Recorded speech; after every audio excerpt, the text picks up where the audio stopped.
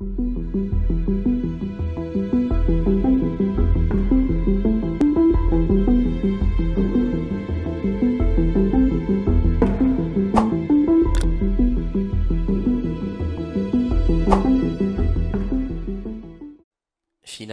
il était venu.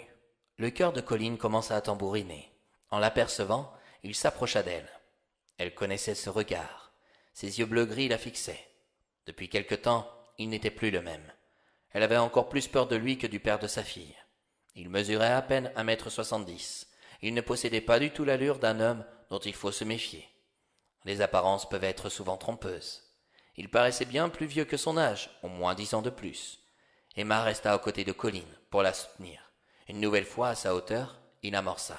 « On peut se parler ?»« Non. »« Pourquoi ?»« Je n'ai pas envie. »« Écoute, Colline, j'ai pris ma journée pour t'aborder. Tu pourrais m'accorder 5 minutes, au moins, » annonça Mathieu, avec autorité. « Tu ne pourrais pas t'exprimer sur un autre ton ?» osa Emma. « De quoi te mêles-tu ? Laisse-la tranquille. Je ne peux plus rien pour toi. Je te quitte, » lâcha Colline. « Turon, rien que ça. Et peut-on savoir où tu vas aller coucher ? » « Elle dormira chez moi, » répondit Emma. « Tu me fais pitié, Colline. Tu es incapable d'avouer que tu t'es trouvé un autre mec. Ah, imagine le choc pour ta mère. Penses-tu à ta fille ? Tu n'es pas près de la revoir en me quittant. C'est du chantage affectif, c'est répugnant, » ajouta Emma. « Toi, la ferme, je t'ai pas sonné. » Le ton monta. Mika découvrit Mathieu en regardant par le biais d'une des fenêtres au restaurant. Il commençait à s'en prendre à Emma, sa compagne. Tout de suite, il se précipita pour la défendre. En quelques minutes, tout vacilla. Il ne réalisa même pas qu'il était en train de se battre. Soudain, une voiture arriva sur le parking. Kylian en sortit. Il fit de son mieux pour les séparer. Mathieu le reconnut tout de suite. Il n'eut qu'une seule envie, le mettre au sol. Il était devenu furieux et ingérable. Kylian ne laissa pas la colère l'envahir. C'est en étant énervé ou angoissé que l'on perd tout contrôle sur ses décisions à prendre. Contrairement à Mika, qui saignait du nez, Mathieu engagea son premier coup de poing. Kylian l'esquiva. Il l'attrapa par derrière et le balança à terre. « Vas-y, viens. On peut continuer comme ça, toute la journée. J'ai tout mon temps. Je ne vais pas te rater. » Comme un fanatique, Mathieu fonça sur lui. De nouveau, Kylian évita de justesse ses attaques. Puis, il le plaqua contre le capot de sa voiture. « Maintenant, tu vas bien m'écouter. La prochaine fois que je t'aperçois rôder autour de Colline, ce n'est pas à moi que tu feras face. Mes amis de Paris dans le 93 se chercheront de toi. Je te laisse 48 heures pour préparer ses affaires. Elle viendra les chercher mercredi. Franchement, je me demande bien ce qu'elle pouvait te trouver. Maintenant tu dégages, est-ce clair ? » Mathieu vivait une humiliation en public. Il n'était pas prêt de l'oublier.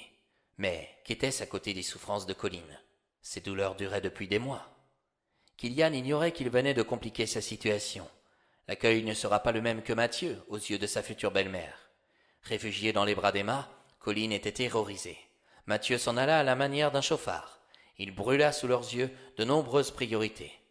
Kylian s'approcha de Colline. Sans perdre une seconde, elle le prit dans ses bras. « Désormais, on ne se sépare plus. Tu n'es plus seul, d'accord ?» dit-il. Le visage plein de larmes, Colline essaya de relativiser. Quitter Mathieu fut plus difficile qu'elle ne l'aurait pensé.